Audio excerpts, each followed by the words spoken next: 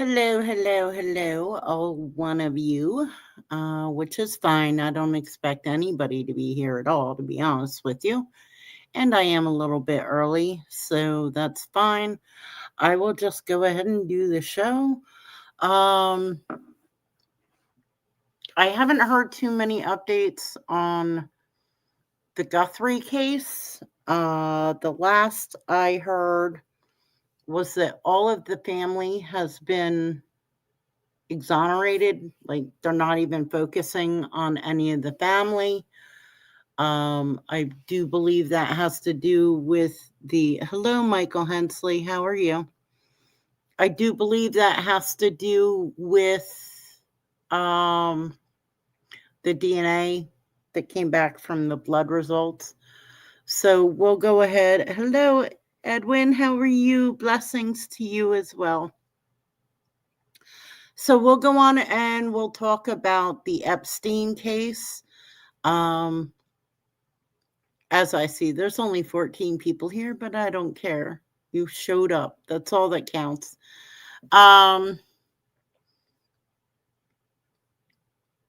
Earlier this week, Pam Bondi was center stage. Now, her testimony was actually televised. Yesterday, they I guess deposed is the word.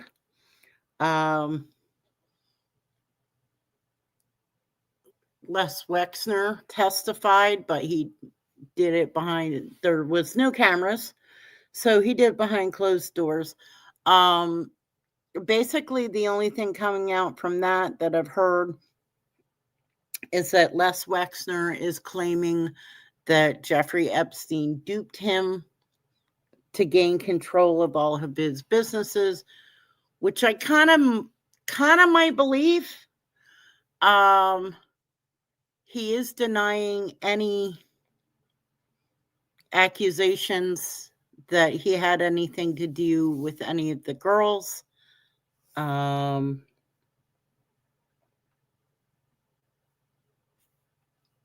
on one sec. He is denying that he had anything to do with any of the girls, which that I don't believe. Virginia Giuffre actually had named him as one of the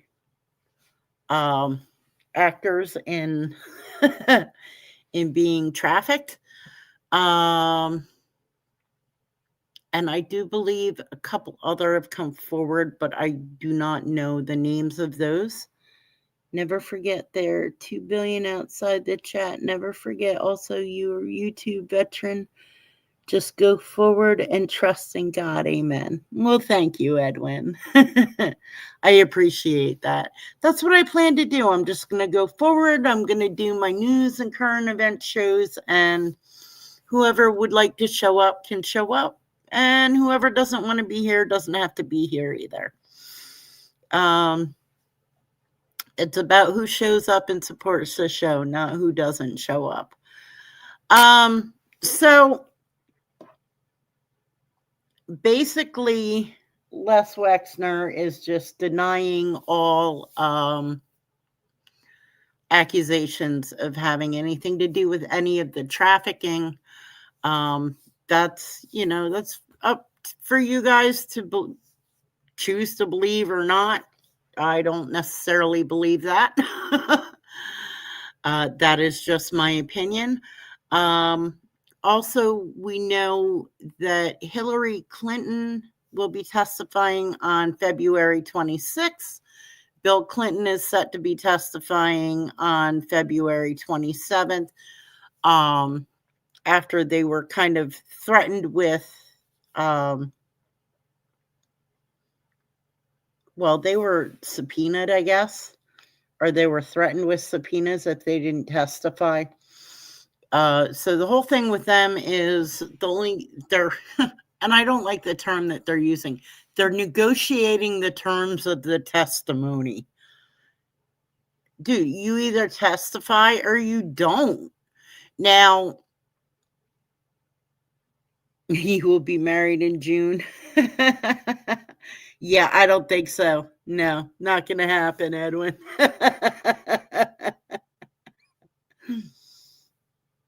um, you either testify or you don't. Now, I believe when they say negotiating, they're talking about the terms of the testimony. The Clintons don't want to testify inside of Washington, D.C.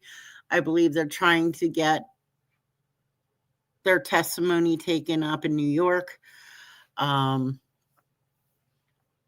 They don't want cameras. They have allegedly been coming forward with documents that they've been asked for. I would hope so. As of today, Donald Trump made a statement that he's been exonerated of all accusations. I don't necessarily know if that's true either.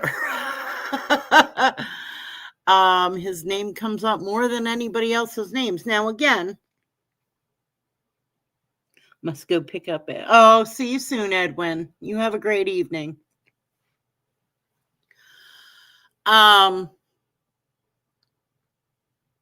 This morning, Prince Andrew was arrested for his ties to the Epstein case. Now, the importance of that is there's been a lot of accusations of the current administration covering up what's in the Epstein files and who's in the Epstein files. But all these other countries seem to be taking it a little bit more seriously than we are, which is kind of disturbing to me. You know, I would think that this kind of behavior among our country's top leaders and upper echelon that basically run the country, you know, whether people want to believe it or not, it's money that runs this country. And it's the money people up at the top that run this country. We can vote all we want. It really doesn't mean anything. But when other countries are taking it seriously, that their higher ups have been involved in this, and we're not, I, you know, and I've had a lot of people say to me, well, you know, this isn't the biggest priority. There's other priorities this country has. I understand there's, you know, foreign relations and foreign relationships we have to deal with and whatnot. But what is more important than our country's children? And the fact that they've been terrorized and taken advantage of at the hands of these upper echelon leaders, you know. Give me 1 second. I want to look something up real quick.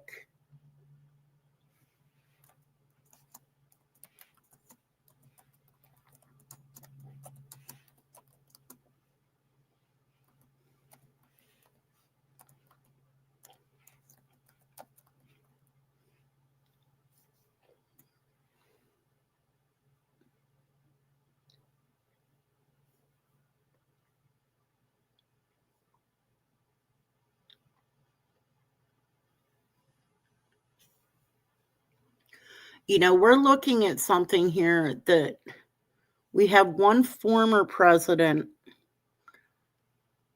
and our current president have both been named in these files. Now, again, that does not mean they're guilty of anything just because their name shows up in there.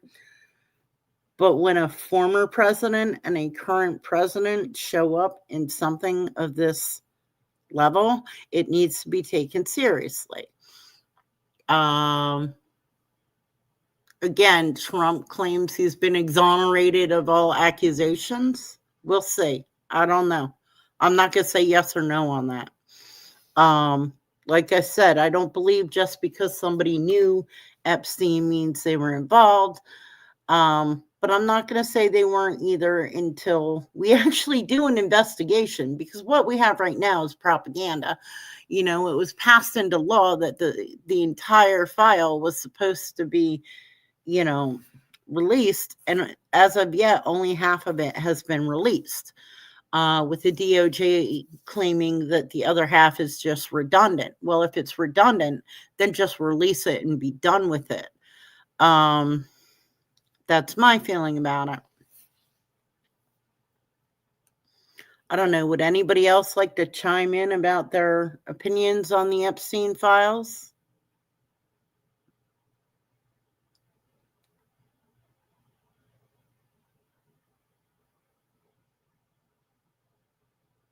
No? All right. I'll keep talking then. Now, here's something that I want to mention, but I want to be very careful about how I mention it. Apparently schools now, many of you with children in school and whatnot, you're familiar with the company Life Touch. They do a majority of class pictures, school pictures, stuff like that. Life Touch itself is not in the Epstein file. They have never had any direct contact with Epstein's ownership. But there are schools panicking now because Apollo Company or Apollo Investments, let me be clear, Apollo Investments has taken over Life Touch Studios, but this was long after Jeffrey Epstein. But just to let you know, no.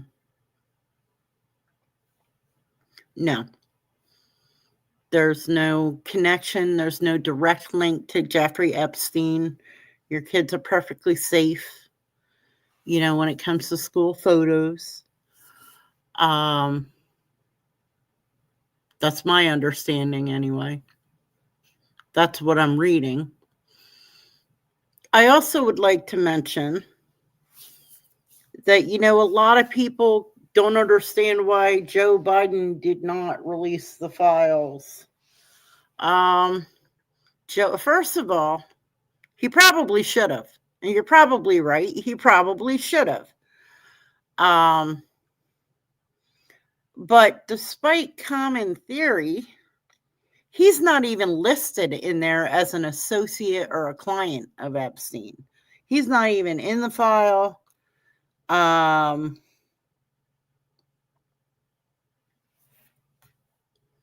Neither is Obama. Imagine that. Like I said, as of right now, the only top American leaders that have been named in the Epstein files are our current president and our former president, Bill Clinton. Now, I'm going to be really interested in, I know the Clintons don't want cameras during their testimony, but I really wish they would. I hope they do. I'm really curious as to what they have to say. If Bill Clinton was involved, then I think he should be punished as well. Look, I know a lot of people think because, if you're a Democrat, you don't want your person to get. Listen, there is no political party when it comes to this. You're either a scumbag or you're not. And I don't care what political side of the fence you fall on. Anybody that's involved in any of this, if they're found out to be involved, they should be appropriately punished.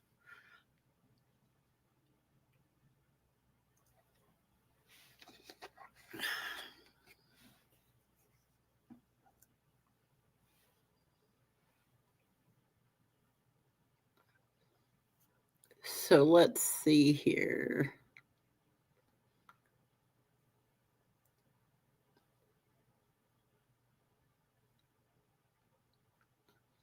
All right, so here's an article from today from NPR that I'm going to share. We're going to read over the article.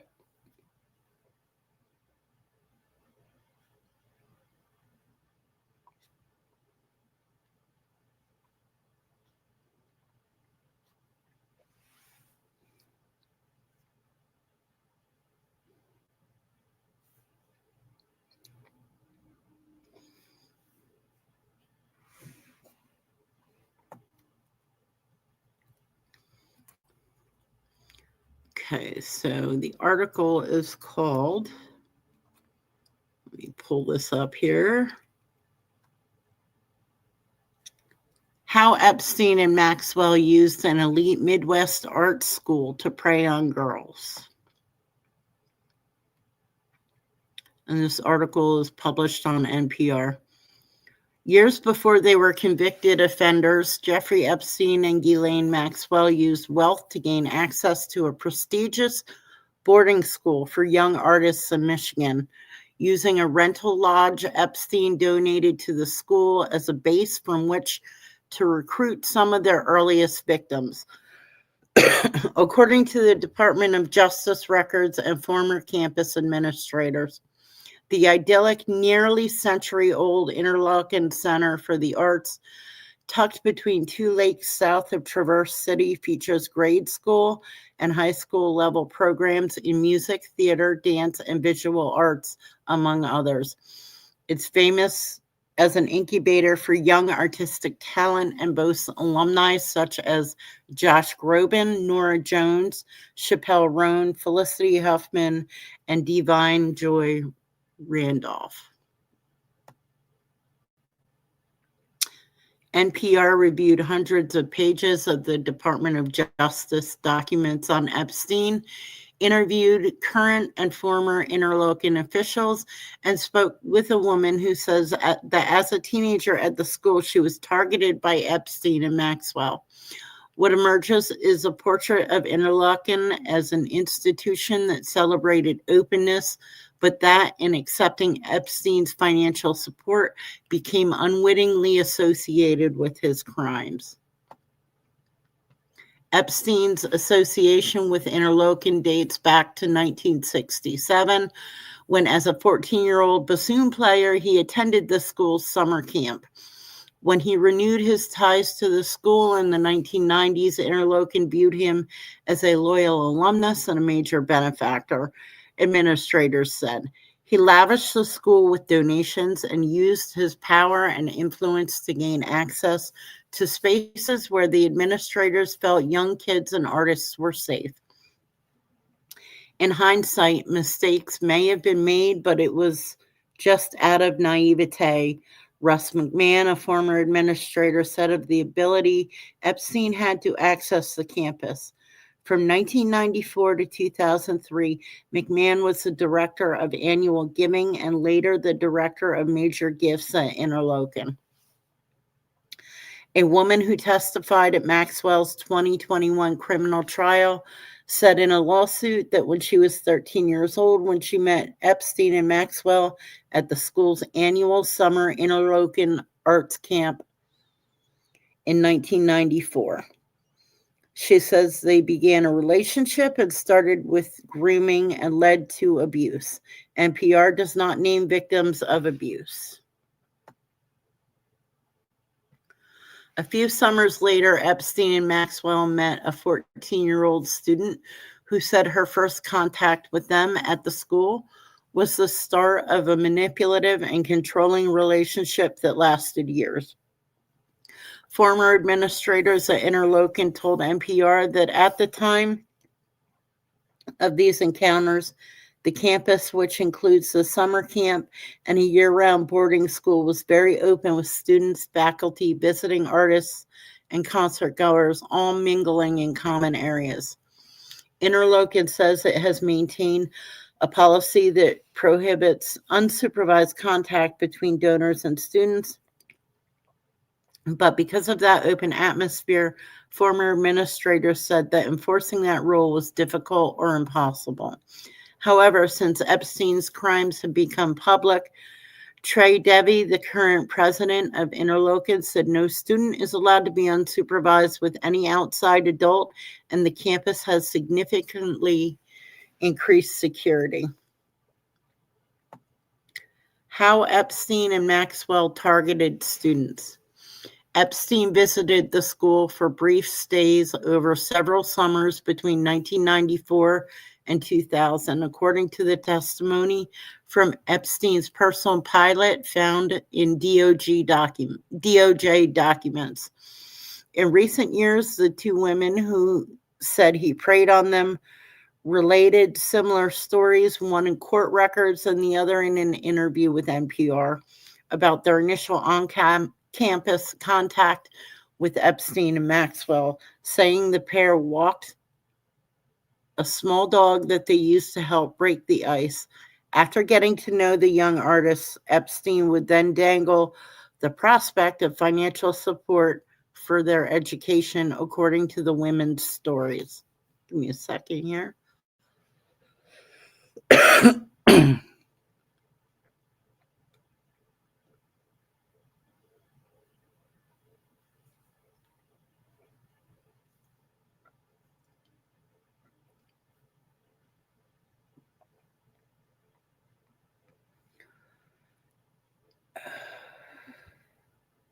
The woman who met Epstein and Maxwell in the late 90s and spoke to NPR recently said Epstein went on to pay her tuition for Interlochen's year-round boarding school and offered to also finance her attendance at a top-tier conservatory after graduation.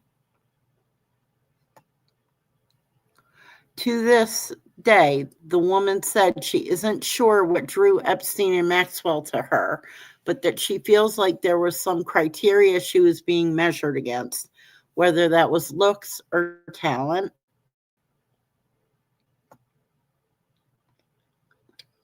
Either way, she said the pair was able to gain children's trust and enter their lives. Every kindness, every conversation, every moment you thought someone believed in you was calculated, she said. When you were no longer useful, you learned that none of it was real. Sounds familiar. We've met people like that. Interlochen says Epstein's last donation to the school came in 2003.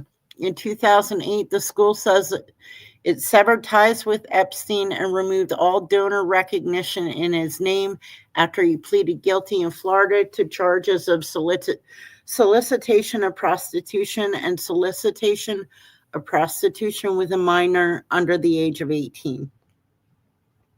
Epstein was arrested a second time in July 2019 on trafficking charges. He died in prison about a month later. Maxwell was also convicted on trafficking charges in 2021 and is serving a 20-year sentence. Contact with underage campers. The woman who spoke to NPR said that she felt that, unlike the many other adults and donors who visited campus, Epstein and Maxwell had ulterior motives and used the camp as a doorway to teenage girls without parents around. She described them as initially very charming, very warm, and interesting. On their first meeting, she said the pair asked her probing questions and gave each other little glances and little looks in response to her answers. The woman said she spent time alone with Epstein and Maxwell at Epstein's lodge on campus. As an adult, she said she now views their actions as the beginning of grooming behavior designed to make her feel comfortable, and that they had taken a special interest in her and her aspirations. The woman said she never reported the relationship to Interlochen officials. Years after those meetings on campus, she said the relationship began to fray when she started saying no to some of Epstein and Maxwell's requests. It came to an end when they asked her to accompany a high-profile person to a gathering in New York. When she refused, she was cut off emotionally and financially, with Epstein reneging on a promise to continue funding her education. It was keeping somebody on a leash. If you said no to them, there was fallout, the woman told NPR, describing the end of the relationship. She said she believes they felt no remorse for betraying the trust of children. The very things that should be a child's greatest qualities, their trust, their openness, their hope, were the exact things used to manipulate them. She said, how can you make a child trust you, care about you, and then squash them like a bug? There's people that do that. I believe that. The woman who testified as Jane Doe during Maxwell's 2021 criminal trial said she was approached by Maxwell in 1994 while sitting on a bench in the main campus area eating ice cream with classmates. Maxwell was walking a cute little Yorkie that the girls asked to pet. She said, after the other students returned to class, the girls stayed behind with Maxwell, who was then joined by Epstein, according to the woman's testimony. The pair asked for a phone number, contacted her mother, and arranged a meeting with the mother and daughter at Epstein's Palm Beach, Florida home. The woman said in her testimony, during a 30-minute conversation there, Epstein hinted at the possibility of paying for the girls' education, telling her mother, I like to mentor young students who are artists, and I love music, and I love dance, and I give all kinds of scholarships, the woman said in her testimony.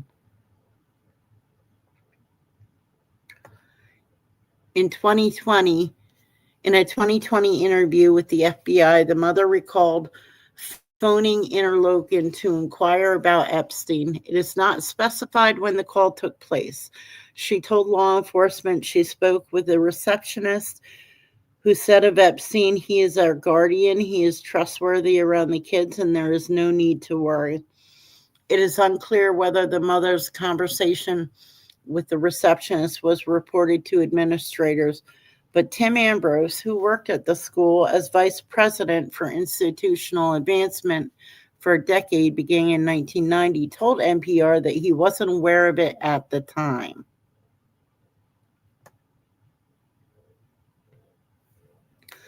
In December of last year, Interlochen said in a statement that the school conducted 2 internal reviews, one in 2008 and another in 2019, and found no report or complaint involving Epstein. It said Interlochen's research found no claim of him acting inappropriately on campus. DeVay, the current Interlochen president, says it is possible that a report was made of a mother's phone call, but that the school's policy in the 1990s had been to destroy paper records after 10 years. So when the school did both of its reviews, there wasn't a record of the conversation, DeVay said. According to Jane Doe's testimony, her relationship with Epstein and Maxwell would go on to span years of grooming and abuse that lasted until 2002. NPR reached out to a representative for Jane Doe, but they did not comment. Epstein's donations allowed for access to students and campus. All right.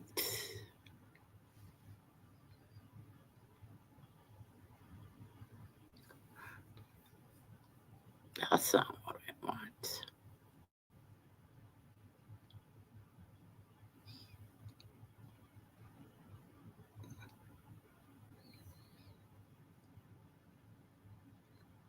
Okay, guys, hang on one second. All right. Ambrose's time at the school coincided with a series of large donations from Epstein that eventually totaled more than $400,000 over a 13-year period. Epstein funded the construction of the on-campus lodge, where he and Maxwell later stayed, established a scholarship fund, hosted alumni events, and one occasion even allowed the use of his private jet to bring renowned concert violinist Itzhak Perlman to Interlochen. Through his gifts and with the help of Maxwell, Epstein built trust with Academy officials such as Ambrose, whose job it was to work with donors and who was the point person for the pair. In the time that I was there was nothing that made us aware of Mr. Epstein's reputation, Ambrose said, adding that while he had spoken to Maxwell on the phone, he only briefly met Epstein, who at the time could have walked on campus and people wouldn't have even known him. Ambrose told NPR in November 1993 he began discussions with Epstein on funding a ski lodge-style fourplex that Interlochen could rent out, but Epstein changed his mind, saying he wanted a simpler rental cabin, the proceeds from which were to fund a newly created scholarship in Epstein's name, according to Ambrose.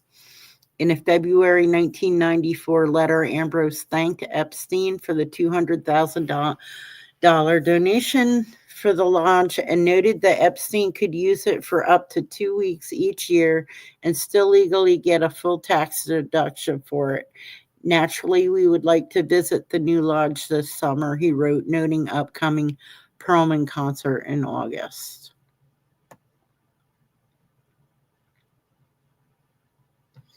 How Epstein and Maxwell's visits to Interlochen worked.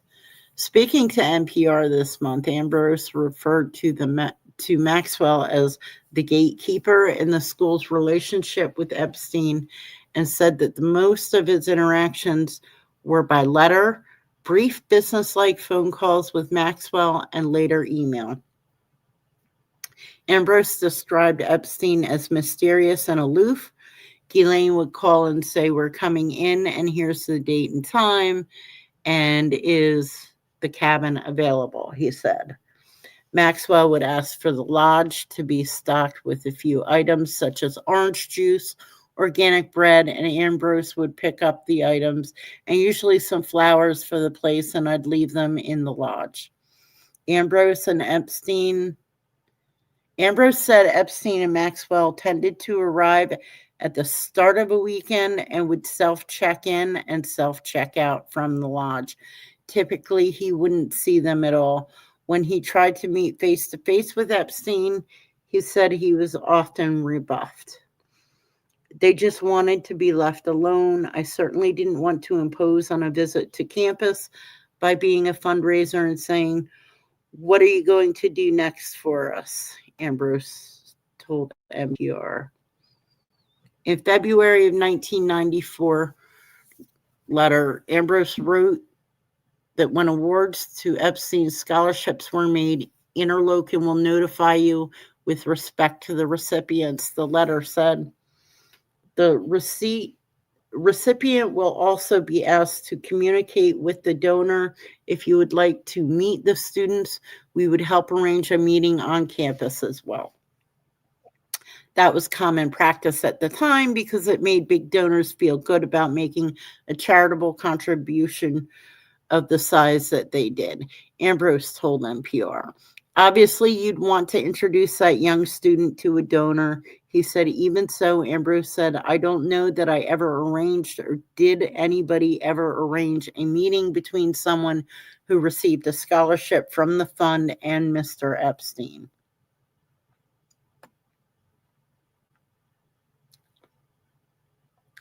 Around the same time, Epstein was admitted into Interlochen's President's Club for high-level donors. Members were to assist Interlochen by attending concerts, events, and special meetings, identifying prospective students, and providing counsel to the president on issues and policies of the institution, according to an email to Epstein from another school administrator.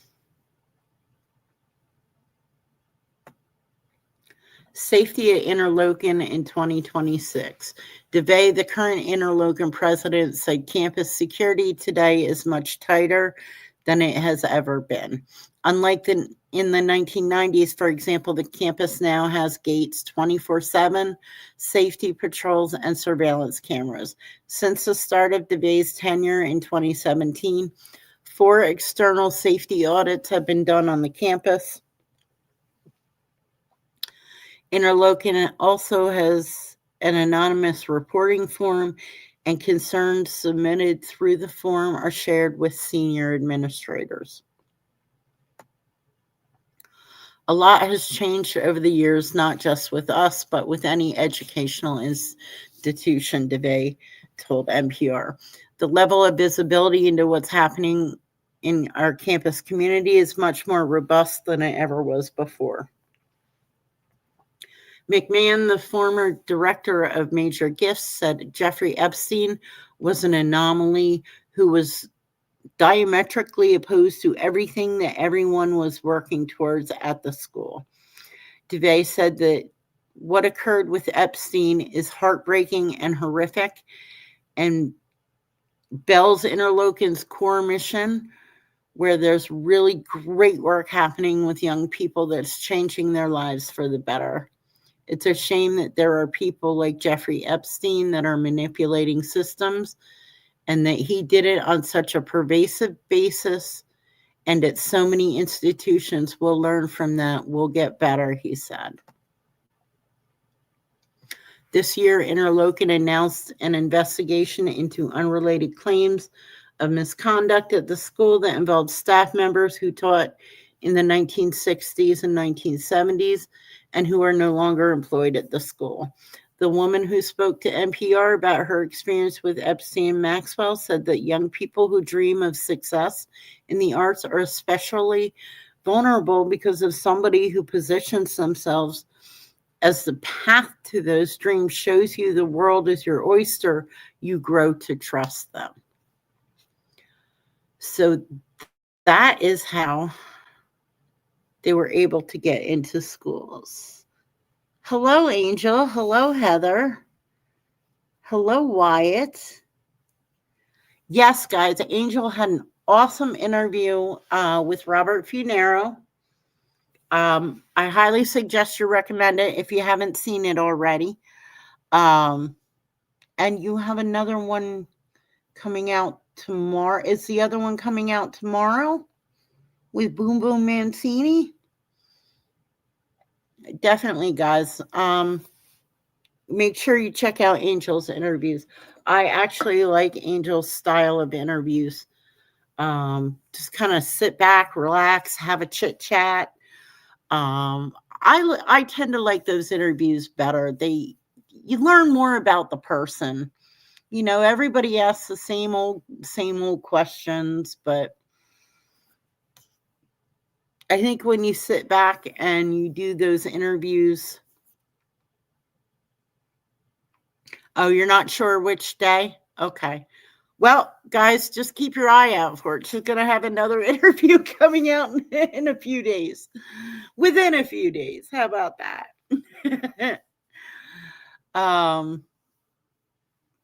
But yeah, that was actually a really, really great interview. I don't want to give away what's in it, but he talks about some upcoming projects, and he talks about people he's worked with and over the years and whatnot. It's a really great interview. I like it.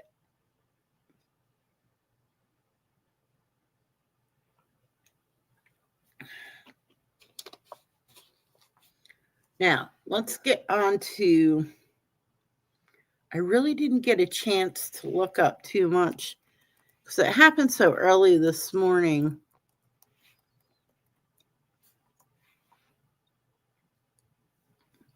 Prince Andrew was arrested, and now apparently has been released from custody. I'm glad I looked this up.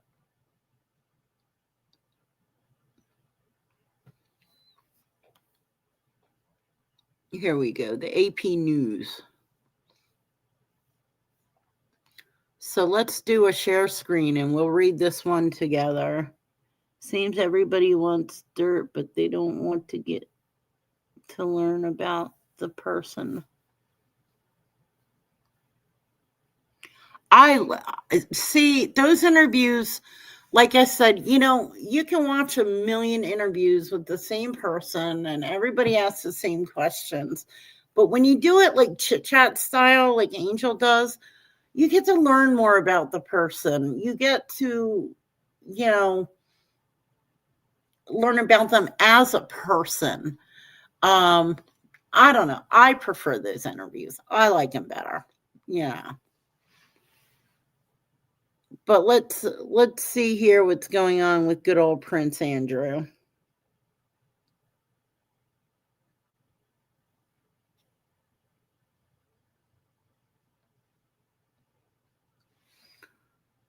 Yeah, I don't think I want to show you guys my tax statements.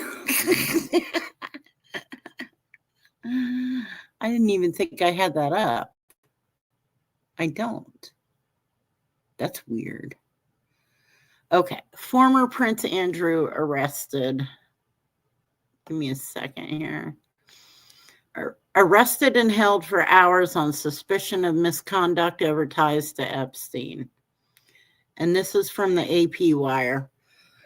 All right. Are you guys seeing this? Is it up on your screen? Yeah. Okay, here we go. The former Prince Andrew was arrested and held for hours by British police Thursday on suspicion of misconduct in public office related to his links to Jeffrey Epstein. Pop-up ads. Close. It's not close. There we go. An extraordinary move in a country where authorities once sought to shield the royal family from embarrassment. It was the first time in nearly 4 centuries that a senior British royal was placed under in nearly 4 holy crap, in almost 400 years? Damn. Was placed under arrest, and it underscored how deference to the monarchy has eroded in recent years. King Charles III, whose late mother lived by the motto, never complain, never explain, took the unusual step of issuing a statement on the arrest of his brother, now known as Andrew Mountbatten Windsor.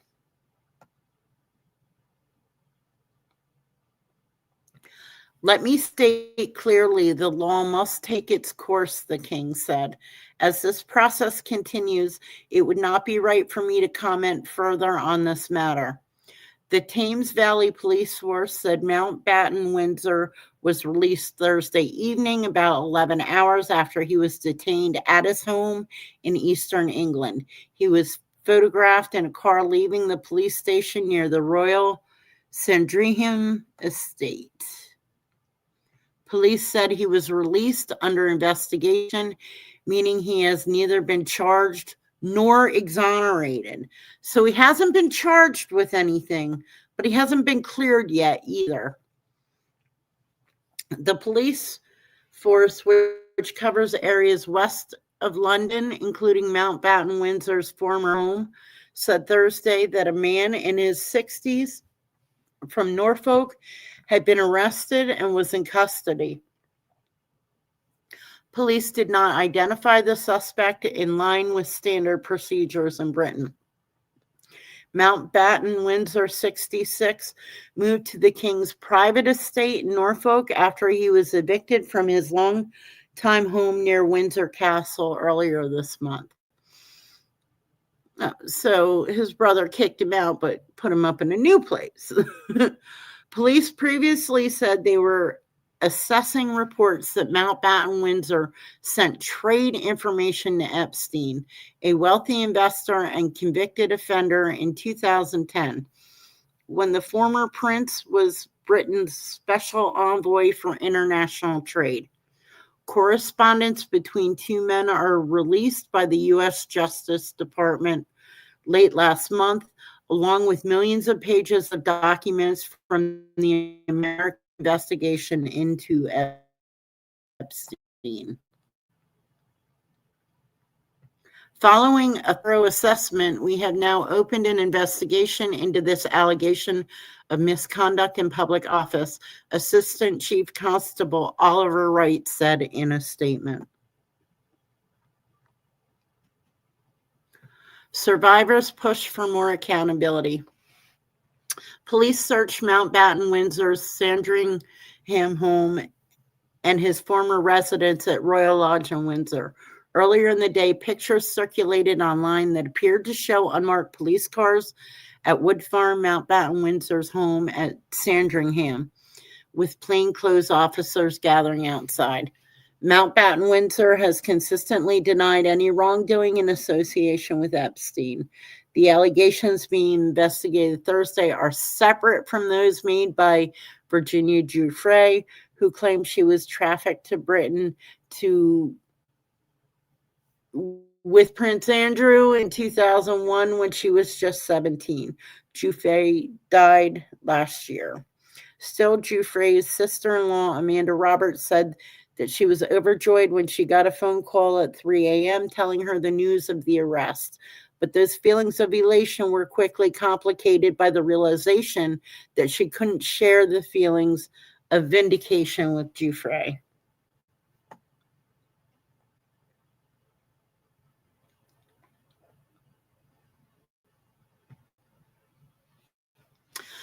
Sky Roberts, Giuffre's brother, added that he thinks his sister would be celebrating the small victory along with them if she were still alive, but would be pushing for more accountability in both the UK and the United States based on the files.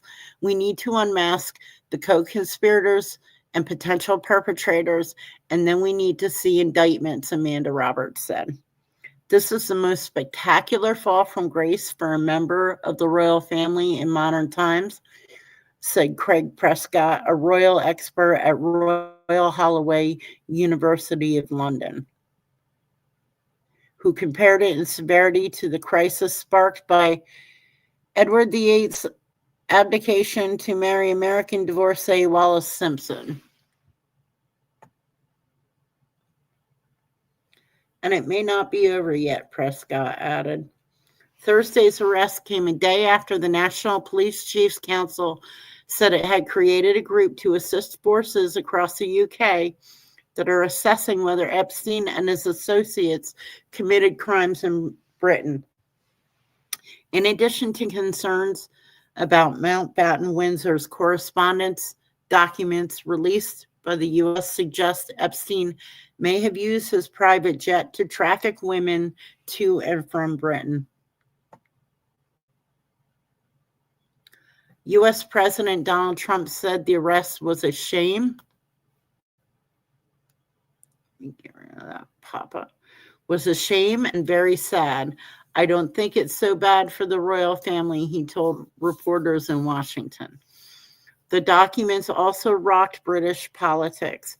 Prime Minister Keir Starmer had to fight off questions about this judgment after the papers revealed that Peter Mandelson, the man he appointed ambassador to the U.S., had a longer, closer relationship with Epstein than previously disclosed. Ooh, that's not good.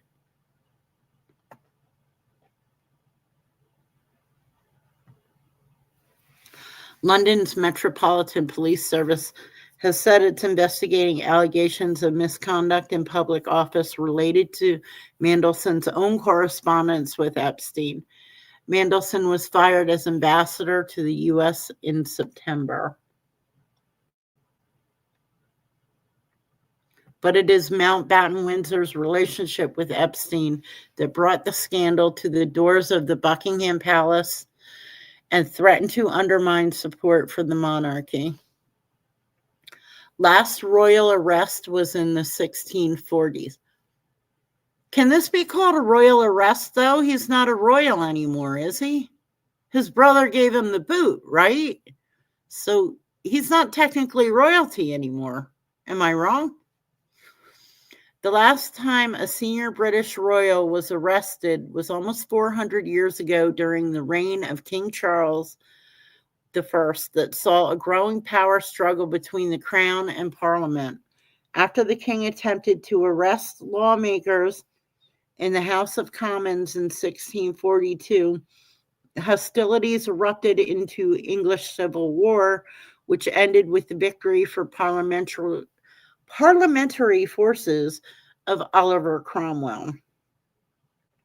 Charles I was arrested, tried, convicted of high treason, and beheaded in 1649.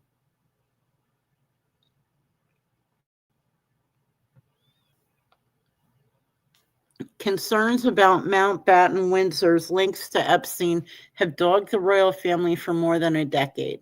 The late Queen Elizabeth II forced her second son to give up royal duties and end his charitable work in 2019 after he tried to explain away his friendship with Epstein during a catastrophic interview with the BBC. But as concern mounted, what about the Epstein files might reveal, the king moved aggressively to insulate the royal family from the fallout. Since October, Charles has stripped his younger brother of the right to be called prince, forced him to move out of the royal estate he occupied for more than 20 years, and issued a public statement supporting the women and girls abused by Epstein. Last week, the palace said it was ready to cooperate with police investigating Mountbatten Windsor. Charles was forced to act after Mountbatten Windsor's correspondence with Epstein torpedoed from the former prince's claims that he severed ties with the financier after Epstein's 2008 conviction for soliciting a minor for prostitution. Instead, emails between the two men show Epstein offering to arrange a date between Mountbatten Windsor and a young Russian woman in 2010, and the then prince inviting Epstein to dinner at Buckingham Palace. Additional correspondence appears to show Mountbatten Windsor sending Epstein reports from a 2-week tour of Southeast Asia that he undertook in 2010 as Britain's trade envoy. Police did not release details of Mountbatten Windsor's questioning at a small-town police station in Aylsham near Sandringham. Danny Shaw, an expert on law enforcement in the UK, told the BBC that the former prince would likely be placed in a cell in custody suite with just a bed and a toilet where he will wait until his police interview. Well, I don't think that's going to happen. They already released him, I believe. There'll be no special treatment for him, Shaw said. We'll see, because they released him. But I don't agree with the end part of that. So this might not have been updated yet, this particular story. So there you have it, guys.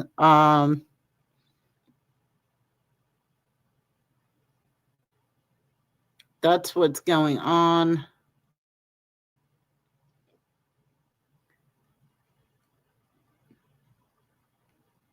Hi, Mickey Griggs. How are you? I thought I was watching a replay. A replay of what? No, not a replay. Hello, Jason Fernandez. Not familiar with you, but welcome to the channel. Guys, give me 1 second here.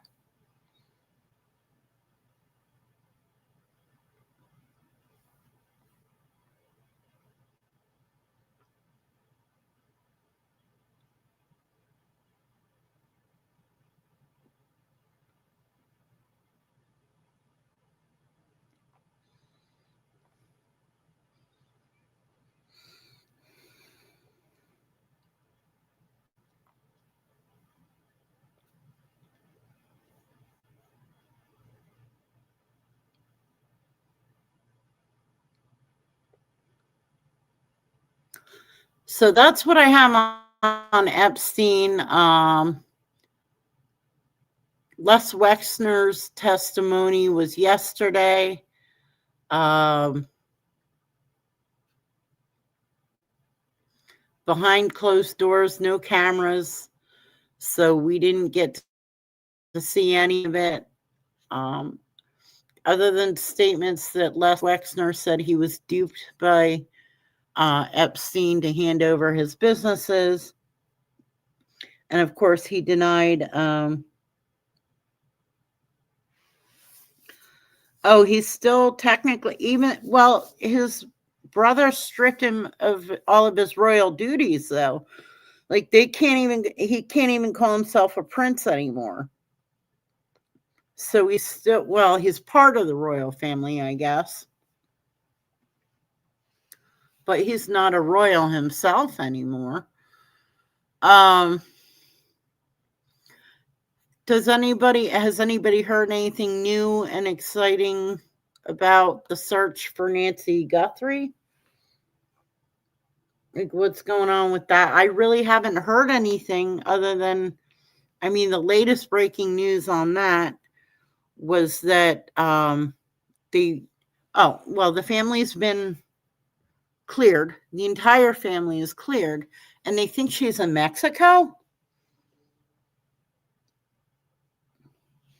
I don't know. This whole thing with Nancy Guthrie is just too flippin' weird for me. Here's the situation. Her daughter is an infamous reporter. I know you're into the crime and justice content. Have you heard any news on Lido Beach case? When is the trial start to set? That I'm not sure of. I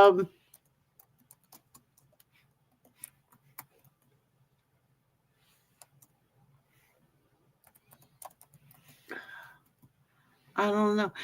You mean the Gilgo Beach case?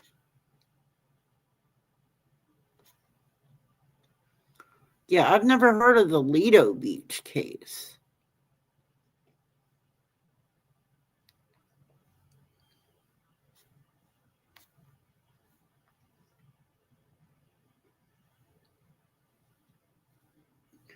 I'm not sure. I don't know. Let me look. Rex Heerman, and I'm not necessarily into crime. I like news, current events, stuff like this. I tend to go more towards this kind of stuff only because I try to stay out of politics, and everything news-wise other than crime these days is all political.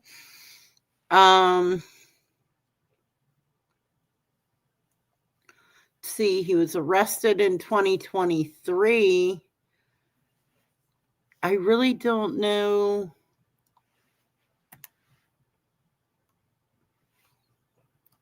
when.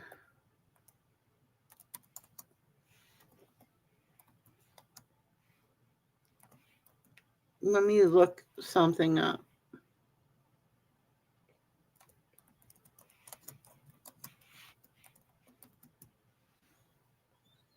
Okay, so AI Overview says as of late 2025, a specific trial date for Rex Heerman accused in the Gilgo Beach murders has not been set. The next appearance was scheduled for January 13th, 2026, but that's come and gone. So I'm not sure. A single trial for all 7 alleged killings is planned, with motions delaying the proceedings.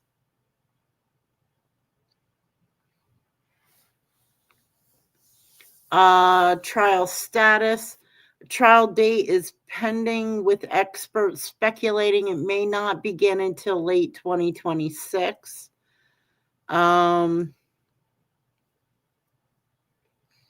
Heerman is accused of murdering 7 women with charges stemming from investigations into the Gilgo 4 and subsequent victims.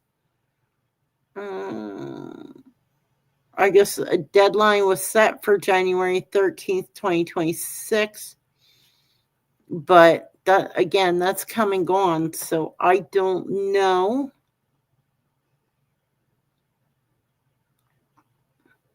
I haven't really been.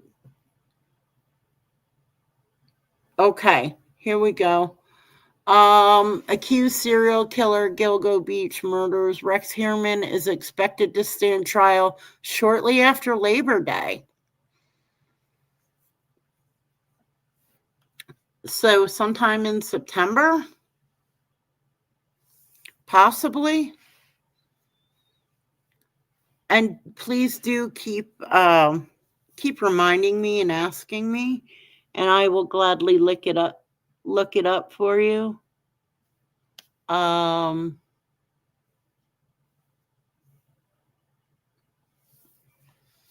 we can keep track of that too. I don't have a problem with that. But anyway, guys, that's it for now. I'm not sure when I'll be on again. Obviously, I'm going to keep coming on periodically throughout this whole Epstein and Guthrie thing. Guys, tell me what do you guys think about this Guthrie case?